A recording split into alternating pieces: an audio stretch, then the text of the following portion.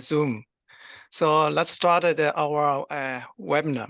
So welcome to the ICSA webinar and happy Friday. So I am Jun Zhao, and I'm the current executive director of the ICSA, and I'm today's moderator for this webinar. So before the start of this webinar, I'm going to spend 1 or 2 minutes to introduce the ICSA. So ICSA is a non-profit organization, was founded in 1987. Its membership is open to all individuals and organizations in all statistics-related areas, including industry, academia, and government. So currently, ICSA has over 1,600 active members. And ICSA partnered with GSM and other statistics associations. And ICSA published 2 scientific journals. One is Statistical Clinical and another is Statistics in Biosciences. And ICSA communicates via bulletin, monthly newsletter, and also social media. And keep in mind that the handle is ICSA_statistics. So from beginning of this year, ICSA launched the webinar series. So this one is the first one ICSA launched. So career development in pharmaceutical industry, and including several webinars related to the soft skill and the leadership development, as well as knowledge-based training. Today's webinar is the second of the knowledge-based training. So understanding clinical development. This one is our committee members, and they are really energetic and volunteer to contribute to ICSA. And here I want to give an advertisement on the volunteer to the ICSA. If you want to volunteer to the ICSA or this committee, so you can call Professor Qin Yang, and as well as can call the committee members or myself. Yeah. So next, let me briefly introduce our speaker, Dr. Nadi Ding. So Nadi served in the ICSA for many years. Yeah. So Nadi is an ASA fellow, and currently he is a director in Boehringer Ingelheim Pharmaceuticals, called BI, since 2009. Before joining BI, he was at Pfizer for about 22 years. So Nadi is also an adjunct professor of Columbia University, UConn, and Colorado State. Nadi published many scientific papers in many statistical and medical journals. And he also authored and co-authored several books, including Fundamental Concepts for New Clinical Trials, Phase 2 Clinical Development of New Drugs, those findings in drug development. And the last book actually is considered a leading reference book in the field of dose response clinical trials. So now let's welcome Dr. Nadi Ding on today's webinar. Okay, thank you, Jun. Yeah, thank you. So Jun, you can hear me okay, right? Yes, I can hear you. Yeah. Okay, so and I stop sharing, and you can. I will share my screen. Can you see my screen? Yes. Okay. All right. I want to first thank the committee, and I want to thank especially Joan. I'm really grateful of this opportunity for me to share some of my experiences with the audience today. Actually, this set of slides usually take several hours to complete. So today I'm just going to focus on 2 topics. The first topic I'm going to talk about is drug label. A drug label is a communication tool between the pharmaceutical company, I think is the pharmaceutical company and regulatory agencies, between them and physicians and patients. So this is a label is trying to educate physicians how to prescribe and help patients understand how to use the drug. All right. So I will stay on this drug label for a little bit. First of all, when should we have a draft label? I think that the time to have the first draft label should be before the drug candidate even enters into clinical development. And at that point in time, we call it a product profile. Let me use my pointer. Okay, so it's called a product profile. And you can hear people talk about TPP, which is target product profile. That is how would you develop this drug into in the future. So before the candidate enters in clinical development, you want to project how you want to get the drug approved and get the drug marketed. So drug label is a very, very important concept. So what is a label? If you go to the pharmacy and try to fill your prescription, and they give you this a paper box, in there, there's a plastic bottle. So between the paper box and the plastic bottle, there's a very thin sheet of paper. You can open it up. You can almost see through. It's very thin sheet of paper and printed both sides, very small font, and that is drug label.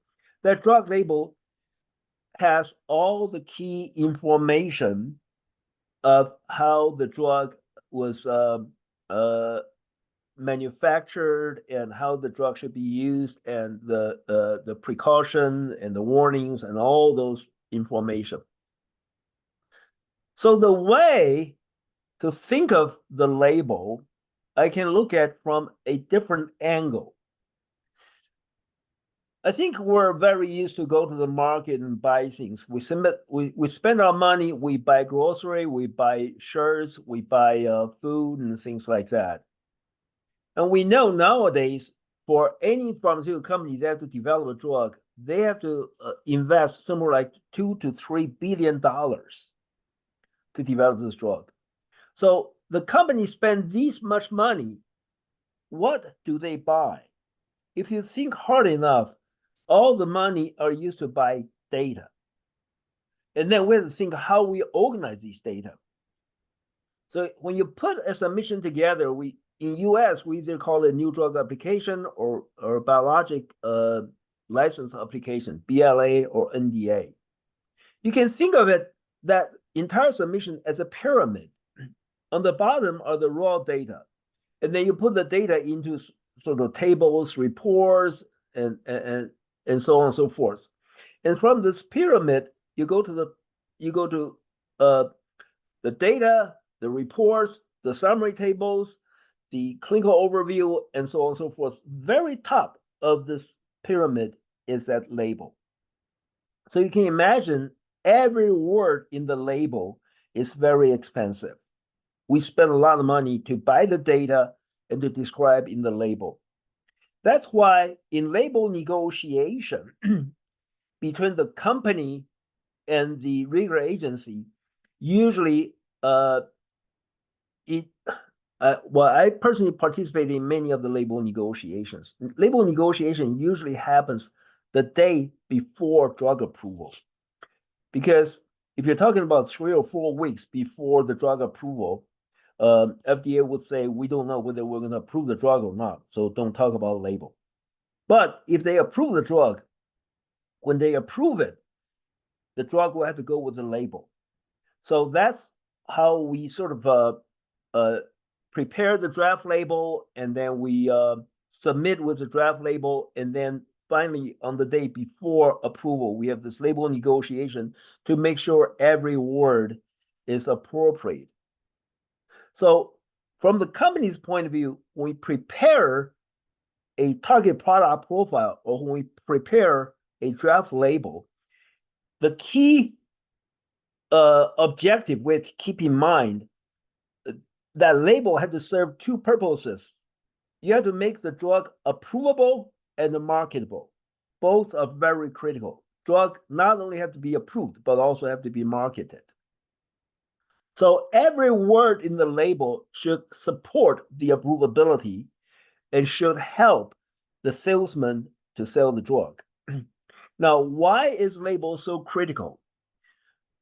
For a salesman, go to the physician's office. The salesman or sales lady try to promote this drug. They can say anything, but everything they said cannot exceed the label. So if you, in the negotiation, the label negotiation, you can get some very good wording, then that'll give you more flexibility for the sales lady or salesman to help you promote this drug, to make it more marketable. So I just briefly touch on this idea about drug label or target product profile. And then I will spend the rest of the time today to focus on a CDP, which is a clinical development plan. So let me get into the CDP, okay? So I will focus for most part of my talk today on this Gantt chart. So let's first look at the Gantt chart. We prepared this Gantt chart back in 2011. So you can see this is second quarter 2011, third quarter, fourth quarter 2011, 2012, 2013, 2014, 2015, 2016, 2017, 2018, 2019, 2020, 2021, 2022. We were targeting to get the drug approved in 2023. So this is a sort of 10 to 12 year plan, all right? And you can see the red color are clinical trials. So we have phase 1 single rising dose trial, phase 1 multiple rising dose trial, phase 2A proof of concept, phase 2B dose ranging, phase 3 long-term large-scale confirmation trial. All right, so this is just a very high level of summary about the drug development process.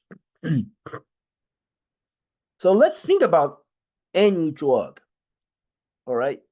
For any drug, it always starts as a molecule. So we know this molecule can be a small molecule, which is a chemical compound the scientists synthesize in the lab, or can be a large molecule, which we call it biologics, which are produced in the cell lines or whatever, okay? So small molecule, a chemical compound, when we submit, we call it new drug application. Large molecule, when we submit, we call it the biologic license application.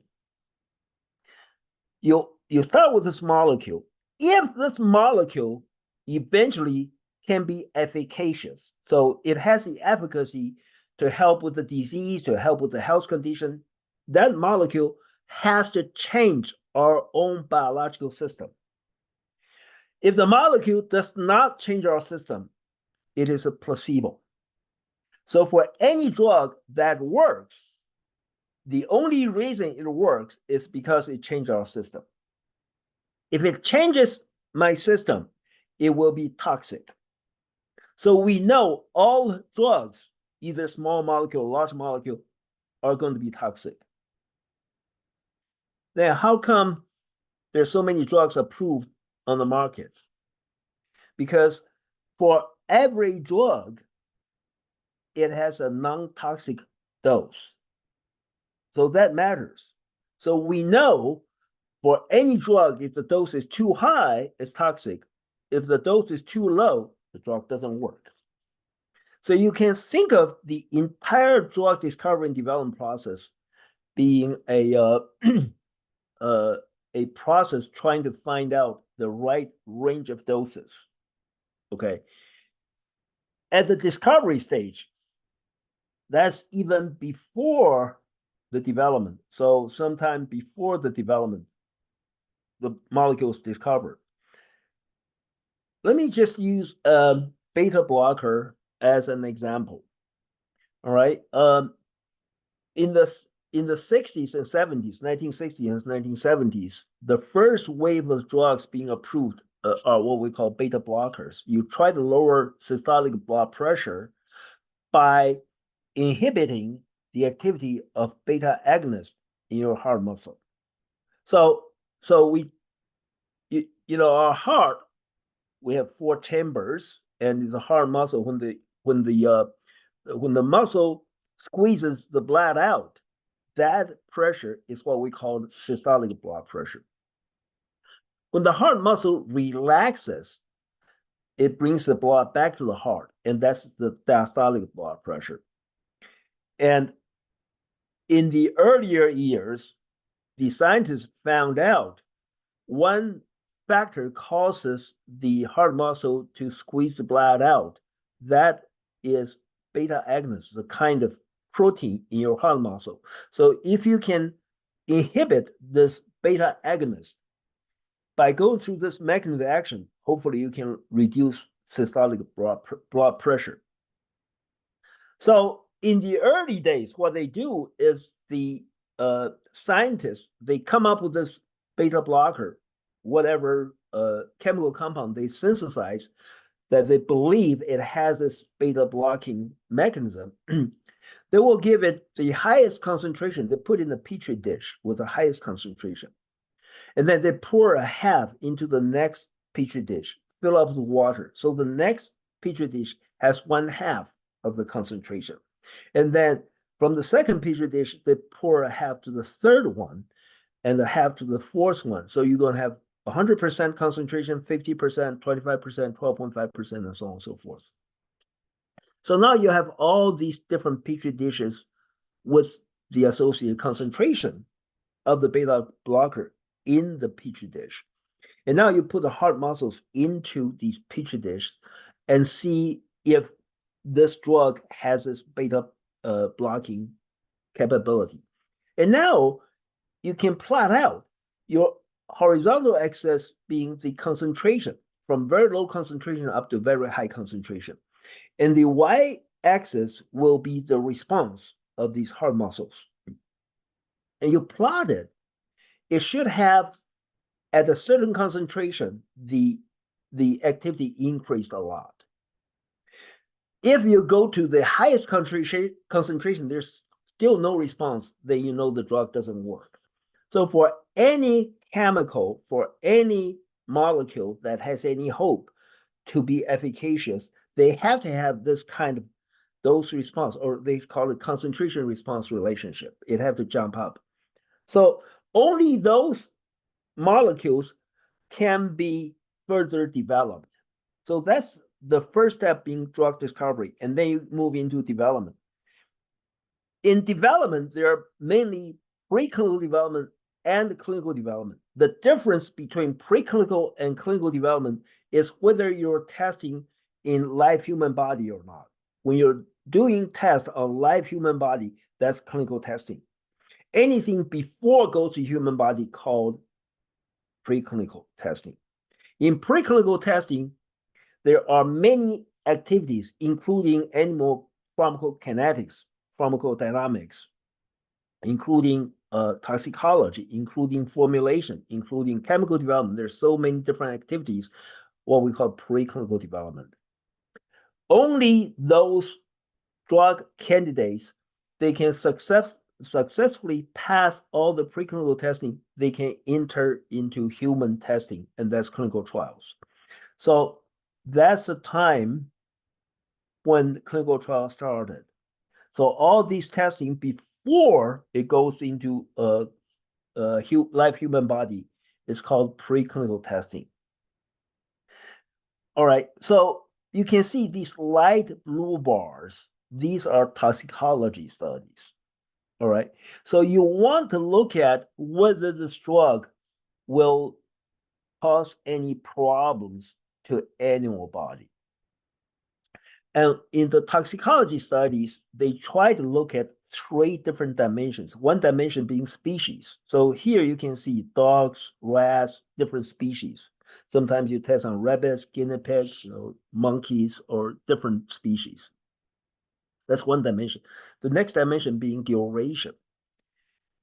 So they start with acute studies and then go to subacute and then subchronic and chronic. So you look at these blue bars. So here are the 4-week toxicology study in dog, 4-week toxicology studies in rat. And then you get into 13 weeks. And then you look at embryo fetal studies. And then you look at long-term tox and eventually look at carcinogenicity studies. So the first dimension is species. The second dimension is duration at different lengths of time. And the third dimension being concentration. So the concentration in the animal studies, they're using they call it MPK, milligram per kilogram. For example, you can start with a 0.001 MPK, all right, 0.003, 0.01, 0.03, 0.1, 0.3, 1, 3, 10, 30, 100, and so on and so forth. So you do these toxicology studies at different concentration at 1 or 2 species at different duration. But at the beginning, before the drug go into human, you start with short term, like 2 weeks or 4 weeks. Here we're doing a 4-week trial or 4-week toxicology studies. Now, when you increase these concentration at a certain concentration, the highest concentration that does not cause any problem in the animal, that concentration we call NOAEL, non-observed adverse event level, NOAEL. So we have to, for the toxicology studies, they have to increase the concentration up to NOAEL, and eventually the higher concentration, you're going to see some problems, some adverse events. And that NOAEL eventually getting translated into human.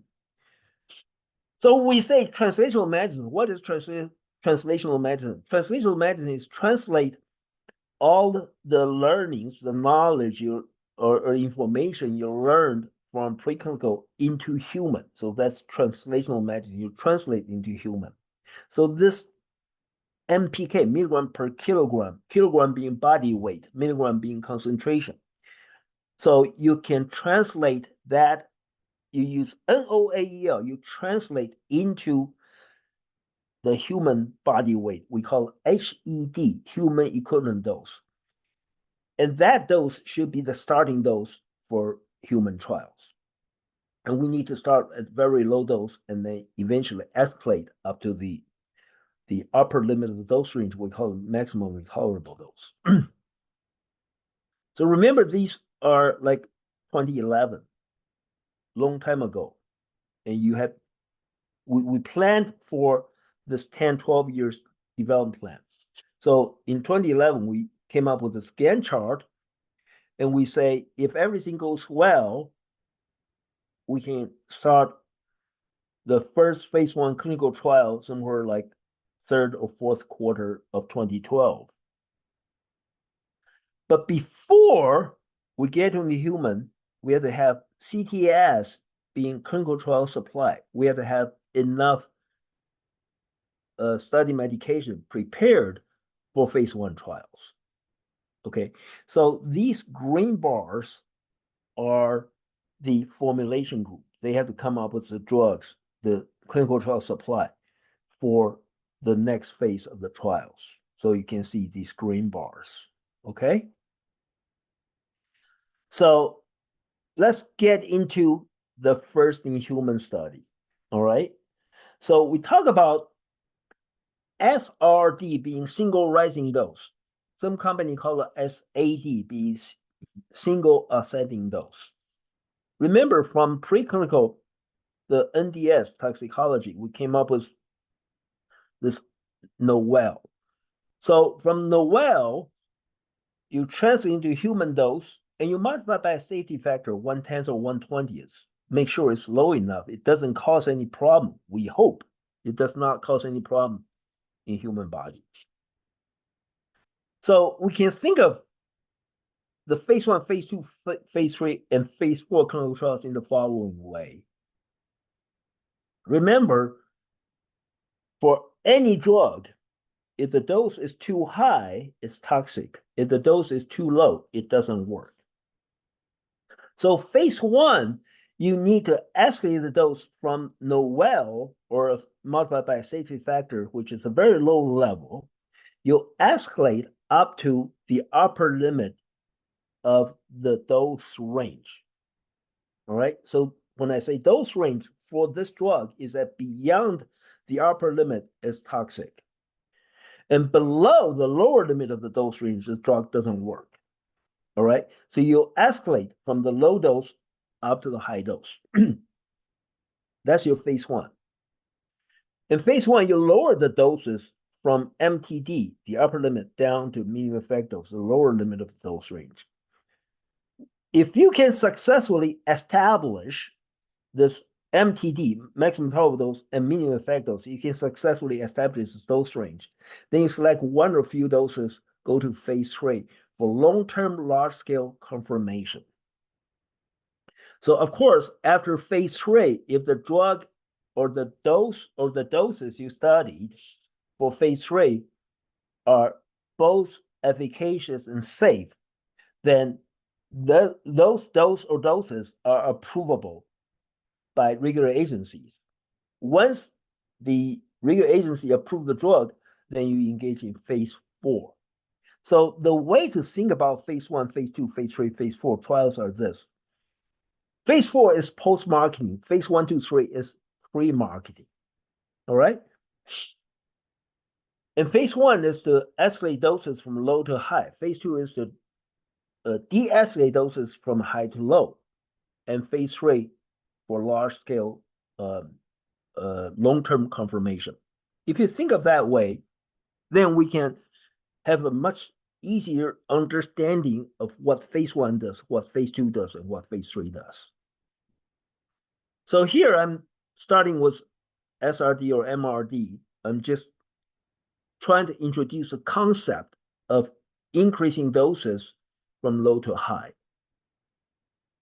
In fact, there are two objectives of phase 1 clinical trials. One is, of course, finding out the MTD. You escalate to the high dose, the upper limit of the dose range. And the other is what we call PK/PD, pharmacokinetics and pharmacodynamics. So what is PK/PD? Pharmacokinetics is what does your body do to the drug. Pharmacodynamics does a drug do to your body. All right, so PK/PD. We want to understand the relationship between the drug and your body. So the PK, so how do you study PK?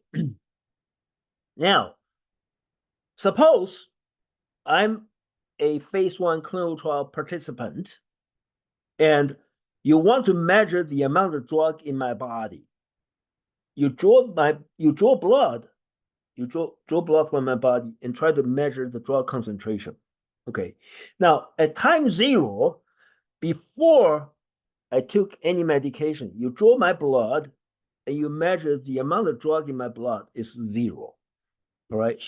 And then after I took the medication for 15 minutes, you draw my blood and then you can measure some drug concentration. After 30 minutes, after 1 hour, 2 hours. So at different time points when you draw blood from my body, you can find the amount of drug in my body. So how does my body metabolize this drug? In this process, they call it ADME, absorption, distribution, metabolism, elimination. So ADME, is more about the PK. So from PK, they want to understand how much drug comes in my body for how long. Okay, and then you can come up with what they call a time concentration curve. So at time 0, the concentration is 0. At 15 minutes, there's some concentration, and half an hour, 1 hour, 2 hours, and eventually the curve come down. And that's the PK, pharmacokinetic relationship, as to how my body metabolizes the drug. All right. So in phase 1, the two objectives are MTD and PK/PD. Now, in order to study PK, we tend to use healthy volunteers. All right. So in phase 1, for chronic diseases, we recruit healthy volunteers because for patients, their metabolism system may be affected by the disease. And another problem for patients is that for any patient with any disease, they tend to take some other medication to control their condition. That other medication may have interaction with our test drug.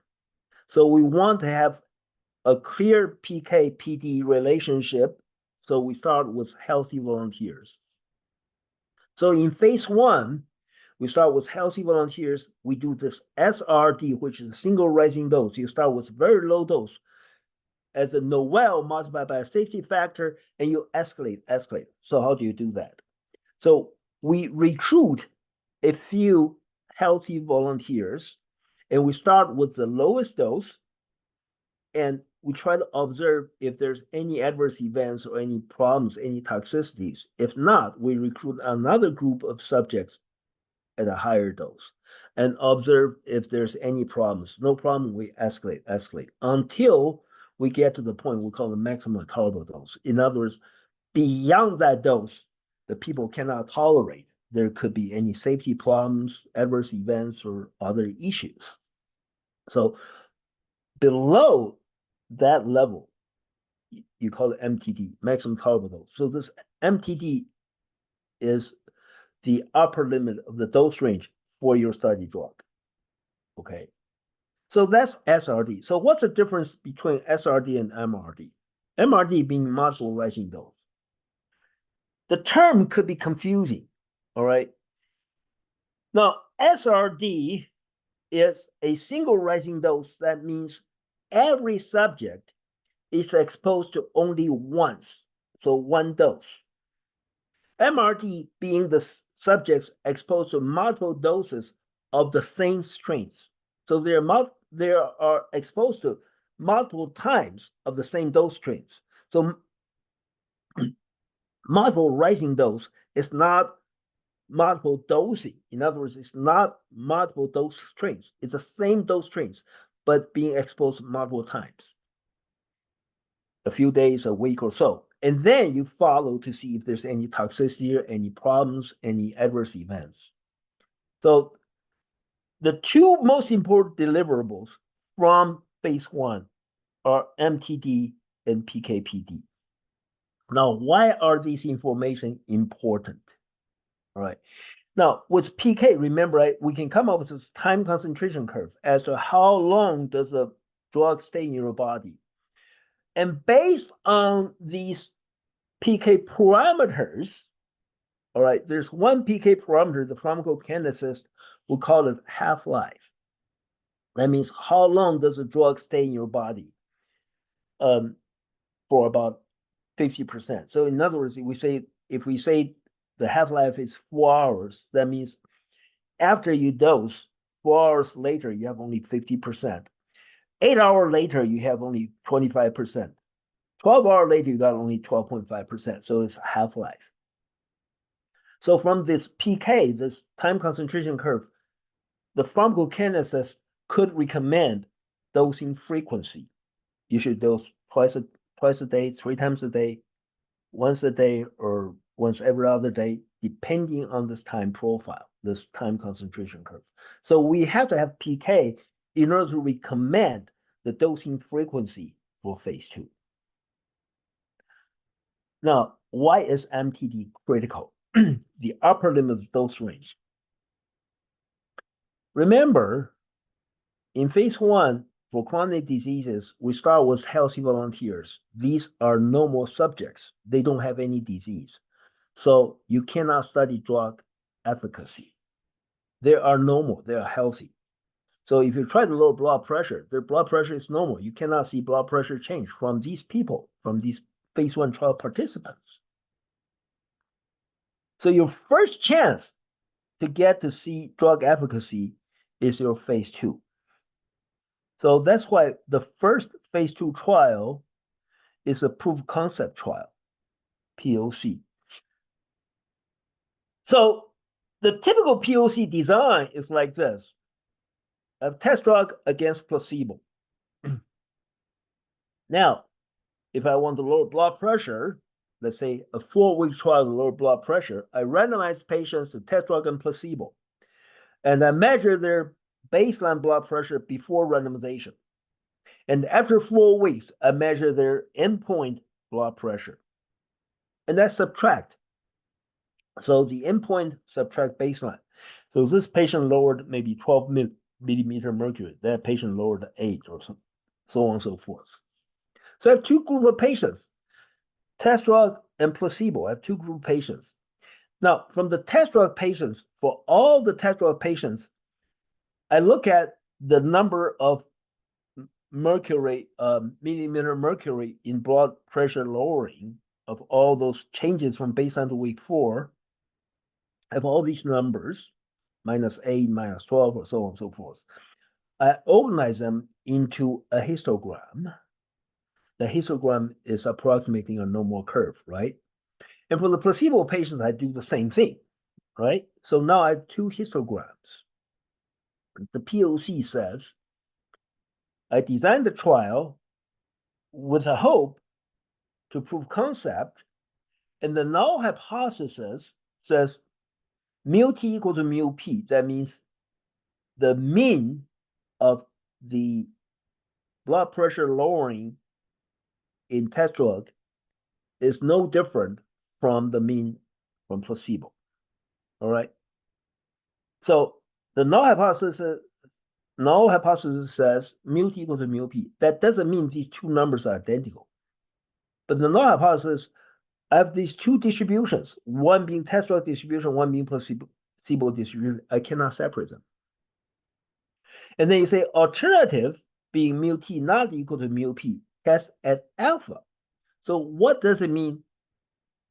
There's a treatment difference. That means when these two distributions are separated, so we can see a separation. So what does it mean by separation?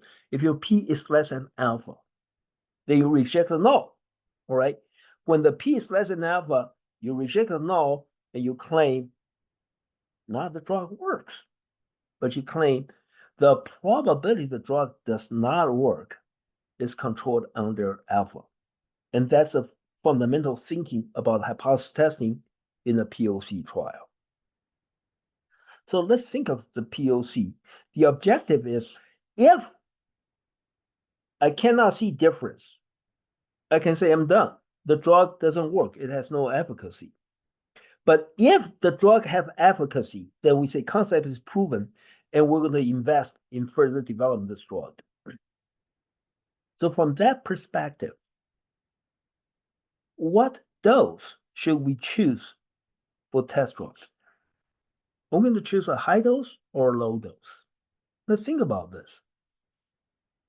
If I choose a low dose and I cannot differentiate from placebo, am I comfortable to stop developing this drug? Of course not, because at the low dose, it doesn't work. You think maybe a higher dose could work, right? So the POC, most POC, the first phase 2 trial, you start with the highest possible dose. If the highest possible dose still doesn't show any difference from placebo, you're done. Okay, so what's the highest possible dose? That's MTD, maximum tolerable dose. So that's why phase 1 has to deliver PK and MTD, because PK tells you the drug frequency in phase 2, and MTD will give you the starting dose of your POC. And in real world experiences, we had difficulties of estimating MTD. So sometimes the phase 1 would overestimate MTD, sometimes would underestimate MTD.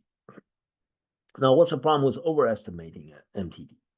So if the true MTD is 100 milligram and phase 1 told me it's 200 milligram, so I designed my first POC, 200 against placebo, what you're going to see? You're going to see a lot of adverse events because 200 is too high.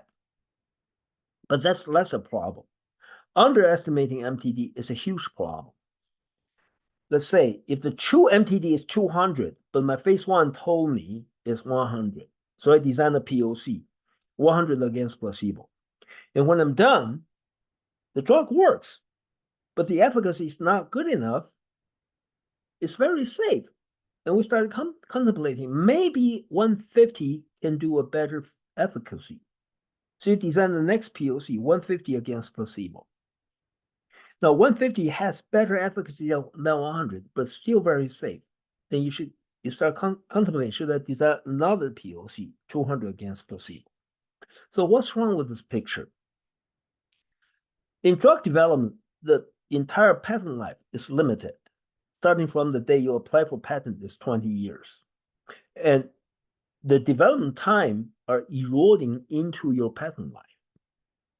So either overestimate MTD or underestimate MTD can be problems. So, but anyhow, phase 1 has to deliver these two, PK and MTD. All right. So suppose the concept is proven. That means your MTD is efficacious compared to placebo. Then what do you do next? Is you want to lower the doses and trying to find mean effect dose. And these are what we call dose ranging studies. So phase 2B is typically dose ranging study. A typical dose ranging study looks like this. I have 4 treatment groups: high dose, medium dose, low dose, and placebo. So patients are randomized into one of the 4 treatment groups. And then by the end, you try to look at the dose-response relationship. And with a hope, you can find a minimum effective dose. So let's come back and review. All right. In the entire drug discovery and development process, it's about finding the right range of doses. Where in the drug discovery, they're looking at the they're looking at the concentration response relationship. All right, they have to see some kind of jump at different concentrations. That's a discovery. Without that, you don't have a molecule to move forward. So only for those molecules deliver this concentration response relationship, you can move into preclinical development.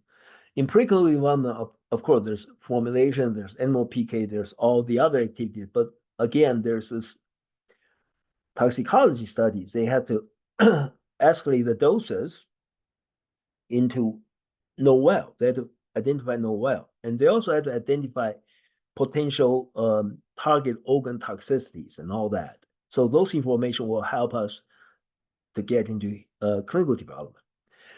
Once you're into clinical, phase 1 is about escalating doses from low, because in the first in human studies, you want to start very low. You don't want to start at a high dose to cause any toxicity.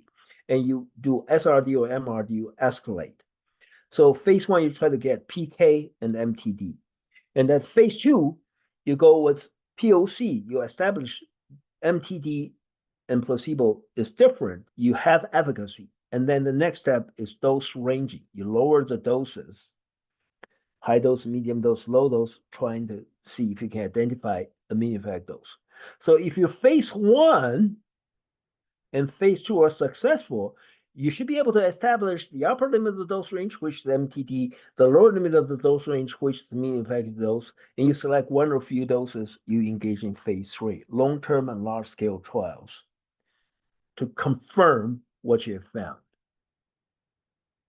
So that's a very high level of introduction about clinical development. So I'm saying here, this set of slides about clinical development plan is that how do you plan? Okay. All right. So you start from preclinical to phase 1 to phase 2 to phase 3. And eventually, if the drug is approved, you have a drug label. And then, like I said, the first version of the draft drug label should be prepared here. That's TPP, target product profile. So that's the target, that's the objective as to how you want to develop the drug into. All right. So from preclinical to drug label, this direction is what we call scientific process, accumulating information. You learn more and more about your drug. But planning, CDP, clinical planning, is to think backward. From the drug label, going backward. What do I mean by that? How do you design your phase 3 studies? Your phase 3 has to support your label, right? So you look at the label and say, if I want to deliver this label, my phase 3 studies has to be designed this way. But then how do you design your phase 3 trial? Your phase 2 has to deliver the information to help you design phase 3. And how do you design phase 2? Your phase 1 has to deliver the information to help you design phase 2. So the planning process is to look backward from drug label back to preclinical. So that's why the TPP, the target product profile, should start from here. So I'm here just give you a very high level summary about the clinical development plan. Okay. And I do want to allow some time for question and discussion. So June, is it okay I stop for now and we allow for Q&A?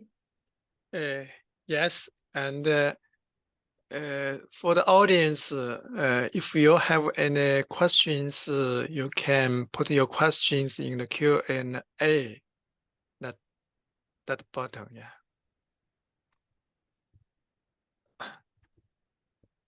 So if your audience, actually you are input your questions to the speaker. So I do actually, Nadia, I do have some questions to ask you. Every time I listen to this kind of, presentation, and of course, especially your speech, I can learn a lot actually. So my question is quite, it's could be not simple, but it could be very simple. Yeah. The problem is, when you move the animal study to clinical trial, that's the very big actually step, right? Yeah. You need to move the clinical animal phase to the clinical. And this one, my question is, how do you, in terms of the CDP, how do you predict or how do you translate the animal model data to the clinical outcome? Yeah. Right. So here is the thing, all right? Between preclinical and clinical, there's a stage they call IND. I think you're familiar with IND, right? Yeah. Investigational new drug. This IND, in this IND, you have to list all you learned from preclinical. And you have to include 1 or 2 your phase 1 clinical trials. You submit to FDA. After 30 days, if FDA did not stop you from getting to human, then you can start in clinical practice. Let's go back to discovery. At the very beginning, before this molecule was even discovered or it even being synthesized, the scientist has a target disease. They are already looking at a certain target disease. So for example, you want to lower systolic blood pressure, right? So you are discovering a compound with a hope to lower that systolic blood pressure.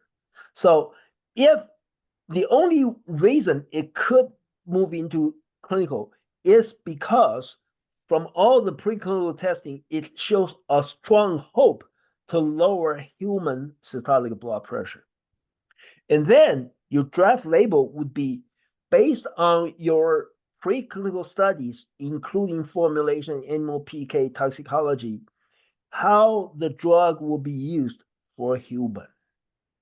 All right, so for example, if you lower blood pressure and your animal PK shows it's probably once a day or twice a day. And then your label, you're going to say this is a once a day or twice a day medication lowering systolic blood pressure. And you hope the formulation group will be able to formulate into an oral formulation, either tablet or capsule.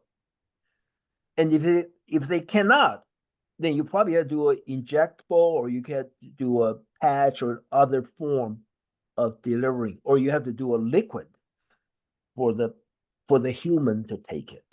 So all this information, some of them are ready, but remember, we call it target product profile. Is how we want the drug to be marketed. What the target want to develop the drug into. So in the whole process, at every step, you still review your TPP. You have to make modification. Let me give you an example. Viagra was originally discovered to treat angina. It's for cardiovascular activity or disease or condition. So it's a PDE5 inhibitor. So the scientists would hope, because PDE5 would squeeze your vessels.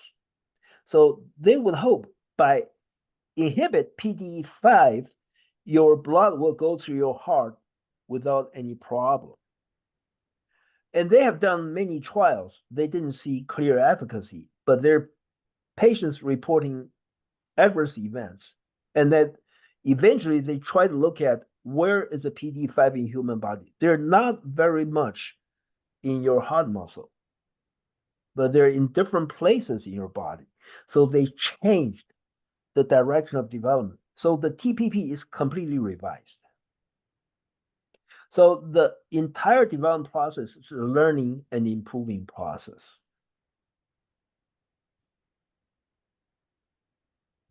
Yes, actually, very good explanation. Actually, also, it's trigger us to think about more of the, how to translate it. Yeah, and I got this how to do question. that. Yeah. I got this question here. What's the main work or responsibility of a biostatistician in the whole process? That's a very good question, and the entire answer could be very lengthy, but let me try to brief. All right. In clinical trial, if you look at the tangible deliverables of biostatistician, there are only three pieces. It's a protocol, the statistical analysis plan, and the clinical study report. That's the tangible deliverables. But in my opinion, our most important contribution are not tangible. There are two most important deliverables we should do. One is statistical consulting. The other is study design. All right. So both of them will require some experience, will require a lot of thinking and a lot of communication. All right. So my recommendation of any statistician starting this industry is to improve your communication skills.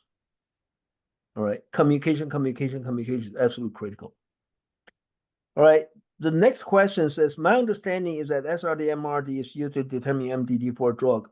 How do you assess whether you will use a single rising dose or multiple rising dose for a specific drug before escalating to the drug concentration? Well, SRD and MRD can be designed separately, can be designed at the same time. Basically, we're trying to look at the toxicity associated with the drug. So we want to escalate up to a point that is almost creating any problem. So at the level it didn't create any problem, we say it's maximum tolerable dose, we can still tolerable. All right, the next question says, traditionally we can use single dose in PK to predict a stable status. Currently, some large molecule medicine, the PK profile is quite different from traditional predictable way. I mean, that single dosing half-life is relatively short. Well, after multiple dosing, the concentration in plasma reach stable status. It will be very long to eliminate. It is not accurate to use single dose PK or predict stable. Any suggestions? Thank you for the question. We're getting into some details, which I don't have enough experience to answer. Remember, today I want to just give you a sort of a forest view, not a tree view. All right. So personally, I didn't have any experience in large molecule and I didn't work on many phase 1 trials. My most experience have been phase 2, phase 3, and focus on chronic diseases. And all these questions are very good and very important questions. And I have to apologize, I cannot answer the last question. Okay, audience, do you have any other questions? Yeah, since we actually started a little bit later, we can have 2 more minutes for this webinar.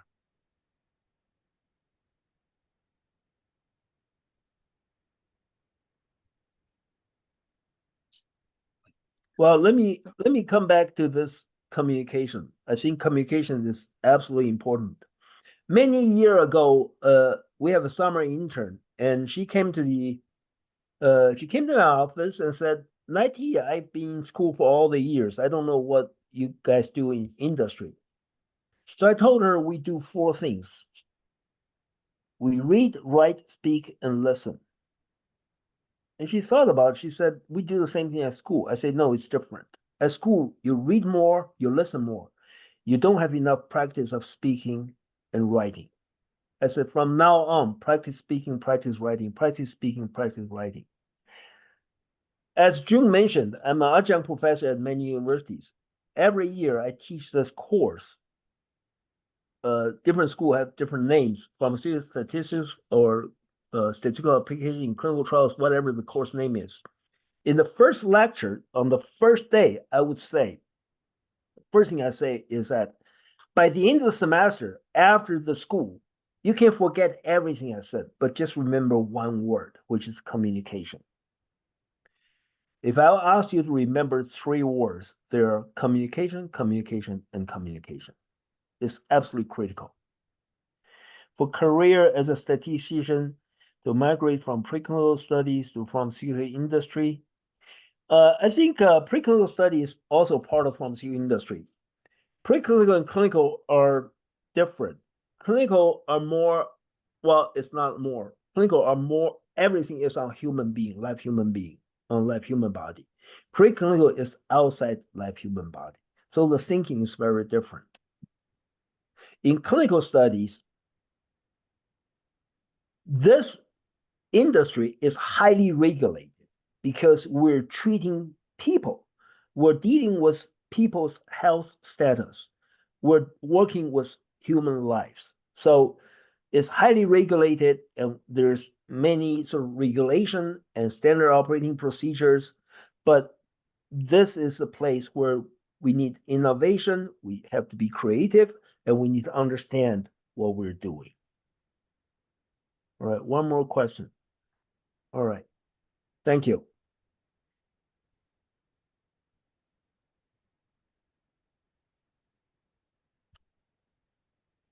Okay, actually, there are quite some other questions, and we are actually approaching. Oh, the very last question. My recommendation is never combine phase 2 and phase 3 for chronic diseases, mainly because FDA did us a huge favor by allowing an end of phase 2 meeting. If you don't allow yourself a break between phase 2 and phase 3, you may get into a very risky situation. Yeah, sorry, June, go ahead. Okay. Okay, so we are going to end off this webinar, and then the next webinar will be in September, and the topic will be the effective communication at work. So the very important, as Nadi pointed out, when you have a career in pharmaceutical companies, yeah. And we are before we are ending the webinar, so I want to say that you hope you have your rest of your Friday. Enjoy your Friday and enjoy your weekend. Yeah, thank you, and see you next time. Yeah, Thank you. Thank you.